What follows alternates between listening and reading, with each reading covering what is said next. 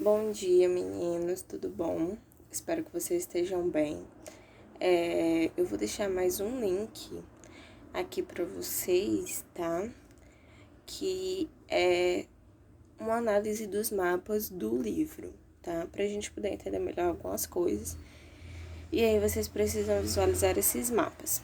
Mas a gente vai começar hoje do capítulo 10, a página 166, falando sobre a Ásia, né?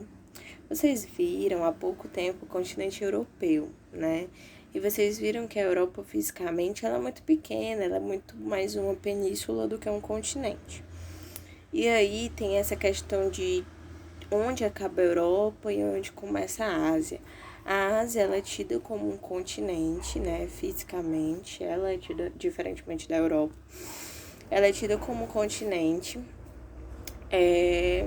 Mas ela tem uma diversidade cultural, regional, religiosa, econômica, política muito grande, né?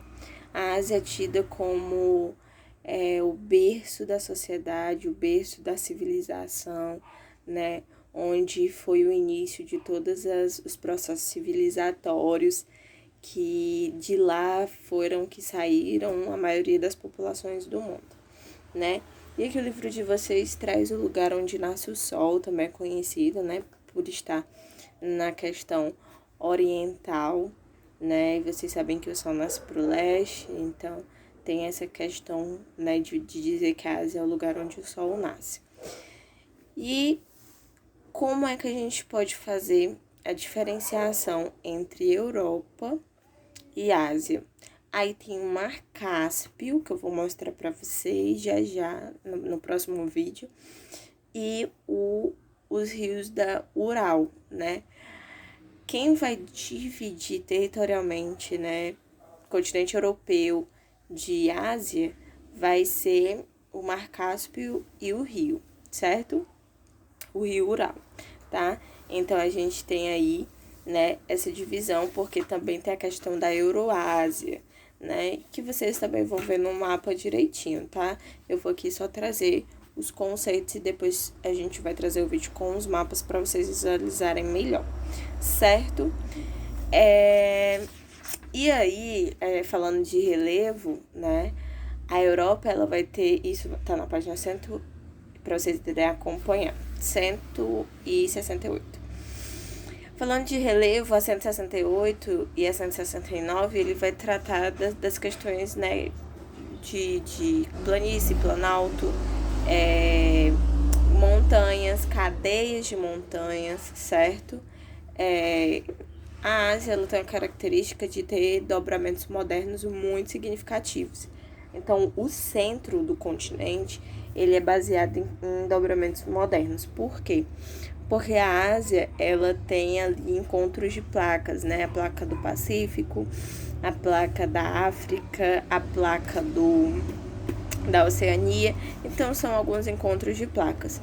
E vocês sabem que esses encontros de placas, eles geram cadeias de montanhas, né? Eles vão gerar essas cadeias que a gente chama de dobramentos modernos, certo? Então, vocês vão ter aqui o exemplo que o livro traz de vocês, o Planalto Tibete, né? Vocês vão ter grandes planícies também, como a Siberiana, né? Porque ela tem essa característica de grandes planícies e grandes elevações, tá? Então, já mostro aqui no mapa o tanto de planícies que se encontra nesse continente e também o tanto de dobramentos modernos que se encontram, certo? E isso vai delimitar também onde as pessoas vão viver, certo? Tem o Himalaia, tem o C11, tá? Todos esses grandes regiões, tá? E aí vai trazer também as concepções de Mar Morto, né? O Mar Morto ele está abaixo do nível do mar. O que é que acontece? A formação do Mar Morto é uma falha geológica. Na verdade, ele não é um mar, ele é um lago, tá? Foi-se colocado o nome de mar por questões de salinidade e tal. Mas ele é um lago. O que é que acontece? Eu falei para vocês dos movimentos de placas, né? naquela região tem um movimento de placas tectônicas ali das placas da Euroásia e da placa da Oceania, certo? E da África também. E aí, o que é que acontece? Esse movimento de placas fez com que uma parte da Terra descesse. E aí, o Rio Jordão começou a passar por aquela região e a trazer uma inundação daquele descimento, daquele baixo. E as chuvas também. Ah, tia, mas se o Rio Jordão, que alimenta o Mar Morto, e as chuvas, como é que ele é salgado, né? Ele é salgado porque ele começou a ter um processo de salinidade. E aí começou a ter muita evaporação, muita mesmo, por conta das questões climáticas daquela região, que são bem quentes. E aí o clima começou a fazer com que houvesse muita evaporação e uma concentração gigantesca de sal. Se vocês pegarem aí as imagens de satélite hoje, vocês vão ver que no Mar Morto, né, no lago, começou a aparecer buracos, certo? Esses buracos são porque tá havendo pouca incidência de chuva e tá havendo muita evaporação e o lago tá começando a diminuir. Então, quanto mais ele vai diminuindo, mais salino ele vai ficar, tá? Então, é por isso que não tem vida nenhuma, não tem vida perto do lago e não tem vida dentro do lago, porque o sal dele é muito pior do que qualquer oceano, do que o Oceano Atlântico, Pacífico e Índico, certo?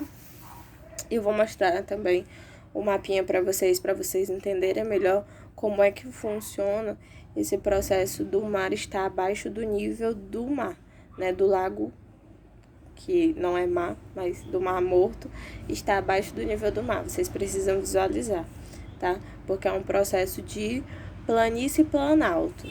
E aí acabou tendo uma decaída, né? Houve um processo de movimento de placas e o solo cedeu e gerou esse lago, certo? Aí eu vou mostrar já para vocês também, tá bom? Porque aí vocês precisam visualizar para poder entender, porque senão não vai dar para entender, não. E aí dentro dos processos climáticos é uma região que vai ter um clima característico tropical e um clima característico temperado. Por quê? Porque ela vai estar dentro das duas zonas, tropical e temperado. E aí ela vai gerar vegetações, né? Porque o clima, e isso vocês viram com o continente europeu, com a África, eu falei isso já várias vezes, que o clima, ele delimita a vegetação. Então, tipo assim, se o clima for muito frio, vocês não vão encontrar uma vegetação alta, grandes árvores, isso não vai existir. Se o clima for polar, a vegetação que vai ser encontrada vai ser aquela vegetação rasteira, aquela vegetação que a gente chama de estipes, né? Que é aquela vegetação bem rasteirinha, parecendo grama. A única coisa, né? E aí os climas mais quentes, tropicais, equatoriais, que no caso da Ásia não é um clima equatorial, é mais para um clima tropical, né? Um clima que vai estar quente, mas vai estar úmido, onde vai ter uma incidência de chuva em um dado período do ano, dentro do clima tropical, tá? Em um dado período do ano, mas nas regiões temperadas vai ser totalmente diferente, porque vai ter a característica das quatro estações do ano bem definidas, né? Porque é característico, certo? E aí vai ter florestas equatoriais, florestas tropicais, vai ter as savanas, as pradarias, que é aquele marzão de uma vegetação rasteira, né? Mas as pradarias, diferente das chips, elas vão estar dentro desse processo de temperado, né? Quando faz frio, faz muito frio. Quando faz calor, faz muito calor. Primavera, outono é aquela coisa mediana, né? Aquela temperatura mediana. Vai ter as tundras, né? Que são aquelas vegetações de frio e que não é um frio polar, é um frio moderado, tá? Que que quando eu falo de frio polar, eu tô falando daquele frio bem frio mesmo, bem região polar, bem Antártica e Ártica, tá? E vai ter vegetações desérticas, né? De características semiáridas, aquelas vegetações mais secas, mais acinzentadas, que as folhas vão cair. E vai ter a taiga também, tá bom? Ele vai falar também da questão do círculo polar, do círculo de fogo, mas isso eu vou ter que mostrar também, e só no mapa, certo? Porque o círculo de fogo é aquela região que tem o encontro das placas tectônicas, né? A placa do Sul-Americana, né? Que é a nossa placa tectônica, que o Brasil tá, e a placa euroasiática e a placa africana. Aí vai ter a placa do Pacífico. E aí que é onde a gente até diz que o Oceano Pacífico, de Pacífico, ele não tem nada. Por quê? Porque é uma região de muito movimento de placas, então as águas são muito bravas, porque é uma região que tem movimento de placas constante. Então, é uma região que o mar sempre vai estar muito agitado mesmo, certo? E vai ter ali debaixo do oceano coisas belíssimas, né? Montanhas, cadeias de montanhas, ilhas, enfim. Que eu até já falei pra vocês também, ou foi pra sexto ano, não lembro, que as maiores montanhas do mundo não está, né, no continente, mas está debaixo do oceano, né? No oceano a gente tem grandes cadeias de montanhas que são produzidas nessas regiões de movimento de placa tectônica, certo? Então não está no continente, tá? A gente encontra dentro do oceano. A maior montanha do mundo está dentro do oceano, certo? E aí a gente vai ter uma diversidade de climas, tá? E vocês vão encontrar isso na página 171. E eu vou mostrar já também com o mapa, porque é melhor para vocês visualizarem as regiões e até mesmo para identificar onde cada clima vai estar, né? Região central, região sul, região norte, região leste, região oeste, tá bom? E ele vai falar também dos processos de vegetação original. Como todas as regiões do mundo, né? A Ásia não é diferente, a vegetação passa por um processo de antropia. O que é isso? É o homem ir lá e fazer a modificação, certo? Então, com a Ásia não é totalmente diferente. Com o surgimento do desenvolvimento econômico, social, com a globalização, tudo começou a mudar. E aí as regiões começaram a ser modificadas pelo homem. Então, grandes regiões começaram a ser modificadas. Então, começou a ter desertificação das florestas, as florestas começaram a ser desmatadas. Diferentemente do Brasil, a Ásia tem um processo de reflorestamento. Mas é aquele reflorestamento assim, eu tiro 10 hectares de terra e refloresto 1 hectare, certo? Mas refloresta, mas não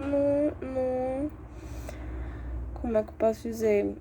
Não chega a melhorar o ecossistema, porque assim, quando você tira uma mata, né? Quando você tira uma vegetação nativa, aquela vegetação, ela tem todo um ecossistema. Então, ela vai ter animais, ela vai ter insetos, ela vai ter todo um processo que precisa daquela vegetação para viver. Então, quando você vai tirar aquela vegetação, aqueles animais vão migrar, eles vão para outra região. E existe o processo de cadeia alimentar. Então, assim, dentro de uma região, vamos supor que a região A foi desmatada. E os animais da região A migraram para a região B. Só que os animais da região A, eles eram os predadores, eles eram os bichões, né? E aí eles precisaram migrar para a região B. Quando ele chega na região B, já existe um predador na região B. E aí o que é que vai acontecer? Eles, no lugar de ser os predadores, eles vão ser a presa. E esses animais vão morrer e vão ficar extintos, porque não existe outra região para eles irem. Porque para onde eles forem, eles não vão ser mais os predadores, eles vão ser a presa. Então, vai haver um desequilíbrio ambiental aqui. E aí, animais que não eram para serem extintos começam a entrar em processo de extinção. Não só animais, como insetos, pode ter um acúmulo de insetos em uma determinada região e gerar uma peste, né? Entre outras coisas, tipo como aconteceu há alguns anos atrás com o Cid Gomes, que ele desmatou uma região, o pico, né, do meu Deus, como é o nome? Sorocaba não, das Meruoca, lembrei. Ele desmatou o pico da Meruoca, que não pode, nenhum pico de nenhuma montanha ou serra, que não é montanha, não é uma serra, pode ser desmatada, porque ela é uma APP, ela é uma região de preservação permanente. E ele foi lá e desmatou. Esse desmatamento dele gerou um acúmulo de sapos em uma outra região, que foi uma peste de sapos nessa região. Por quê? Porque os sapos começaram a migrar por causa do processo de desmatamento. Ele precisou desmatar, ele precisou fazer um caminho, e tudo isso foi gerando desmatamento, foi gerando desequilíbrio ambiental. Então, dentro da Ásia, existiram alguns desses processos de animais que morreram, que foram realmente extintos, que não existem mais, tudo por conta de desmatamento. E esse desmatamento ele vai para a indústria, né? Indústria de madeira, indústria de papel, indústria de borracha, tudo isso, certo? E também alguns lugares foram desmatados para a construção de cidades, grandes empresas. E vocês sabem que o processo de industrialização, quando eu começo a indústria, o arredor da indústria, né?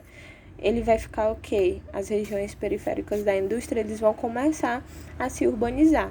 Não tem como, isso é desde o processo da Revolução Industrial, é assim e vai ser sempre assim, certo? Essa questão, quando eu trago a indústria para uma região, quando você menos espera, os arredores da região, eles vão começar a ser urbanizados, certo?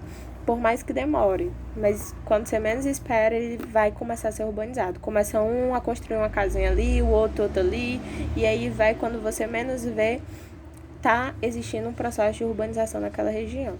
Então, a industrialização, ela sempre vai fomentar, ela sempre vai interferir, ela sempre vai acrescentar o processo de urbanização de qualquer lugar, certo? E existe uma grande problemática na região asiática. Qual é a problemática? É que existem grandes planícies e grandes planaltos. Aí o que acontece? Existe um negocinho na geografia, né, e na geomorfologia que a gente chama de barlavento, né? E o que é o barlavento? É quando eu tenho uma montanha, ou eu tenho uma cadeia de montanhas, e o vento vai vir e vai bater nessa montanha. Quando o vento bate, ele não vai conseguir ultrapassar ela. Então, a região que está depois da montanha, ela se torna uma região quente. Ela se torna uma região com menos chuva, porque os ventos não vão conseguir levar as nuvens pesadas para lá. Então, a região de Barlavento é a região pós a montanha. E aí, se torna uma região totalmente quente. Então, são regiões que na Ásia não são habitadas, certo? As pessoas não habitam nessas regiões, então começou a gerar um problema de população. Tem regiões na Ásia, tem cidades na Ásia, que tem até uma aqui, que o nome dela é super estranho, já eu acho aqui pra vocês, que é 600 habitantes por quilômetro quadrado. Então, vocês imaginam, 600 pessoas por quilômetro quadrado. Então, a cada 1 quilômetro quadrado mora 600 pessoas. É muita gente, né? A China é um dos que as pessoas mais conhecem, né? Um dos grandes exemplos, porque ela limita a quantidade de filhos, então você só pode ter um filho, você não pode ter dois, justamente porque é uma região muito pequena para um grande nível populacional. Então, o continente asiático, ele é característico por isso, por ter uma grande quantidade de pessoas. 60% da população mundial vive na Ásia. Então, são muitas pessoas. E eles não vivem, o continente ele é gigantesco. Só para vocês terem noção, ele tem 11 fusos horários. Então, é muito grande. Muito grande mesmo. Mas o problema é que ele não tem uma distribuição populacional boa. Por quê? Por causa das questões de barlavento, por causa das questões de relevo. A maioria das pessoas, elas preferem morar nas regiões de planície. E vocês vão ver que o centro, já eu mostro no próximo vídeo, que o centro do continente asiático, ele é totalmente feito de dobramentos modernos, ou seja, ele é muito montanhoso. Então, não tem como se morar em regiões muito montanhosas, né? Não existem cidades nessas regiões montanhosas. As pessoas preferiram não morar nessas regiões, porque ou vai ser muito frio ou vai ser muito quente. Então, as pessoas começaram a se concentrar nas regiões de planície. E até porque tem uma característica também do cultivo, né? Antes do processo industrial chegar na Ásia, o que as pessoas sobreviviam era o cultivo. Elas plantavam, característico do arroz, né? Uma região oriental. Então, eles têm muito essa questão do cultivo do arroz. E o arroz, ele precisa de uma região plana, alagada, para poder sobreviver, né? Por mais que vocês vejam, às vezes, em alguns morrinhos, mas em uma região totalmente montanhosa não dá. Então, eles precisavam também de regiões planas para poder cultivar, e não só o arroz, mas outros tipos de cultivo, certo? Então, esse é uma das grandes problemáticas das cidades e da região da Ásia, tá? Certo? Tá aqui. Singapura, Hong Kong é um dos exemplos também de cidades muito povoadas e muito populosas, tá?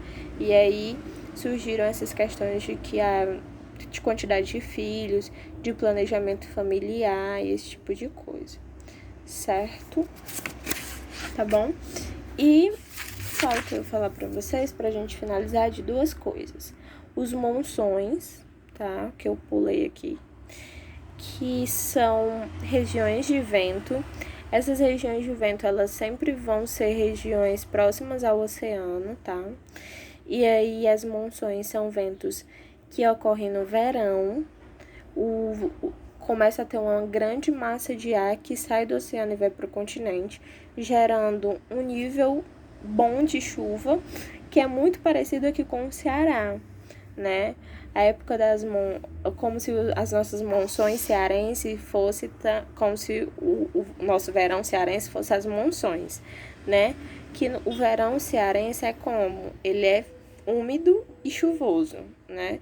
E o inverno é quente e seco. Então, acontece a mesma coisa na Ásia, nas monções, né? Que são regiões litorâneas. O verão, ele se torna úmido por causa que as massas de ar saem do oceano e entram dentro do continente e levam uma grande quantidade de chuva. E o inverno é quente e seco. O ar sai, os ventos saem do continente e vão para o oceano. Se torna o inverso, certo? E o processo de colonização também.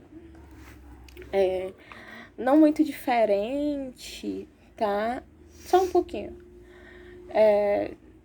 De tudo da África, da Europa, né? A Ásia, ela foi uma região que ela não foi colonizada, né? Ela foi... Como é que eu posso dizer? Ela não foi colonizada pela Europa, tá? Ela foi vista apenas como comércio, certo? Então, em nenhum momento houve um processo de dominação de território, de invasão, de nada disso. Em nenhum momento. Como aconteceu com a África, como aconteceu com o Brasil, né? Que hoje são os países subdesenvolvidos, as regiões subdesenvolvidas do mundo. Na Ásia isso não aconteceu. A Ásia sempre foi vista pela Europa, né? Que sempre foi a grande região dominadora do mundo, como um processo de comercialização. Então, a Europa chega lá com a intenção de comprar produtos e vender produtos, certo? Sempre foi essa a grande intenção. E até hoje também. Não mudou muito de lá pra cá, não. Certo? Então, eu vou deixar esse vídeo com vocês. O próximo, a gente vai analisar aqui os mapas do livro, para vocês poderem entender algumas questões de relevo, clima e população também, para vocês poderem visualizar onde está concentrada as populações e a gente fazer esse comparativo do relevo e do aglomerado da população, tá bom?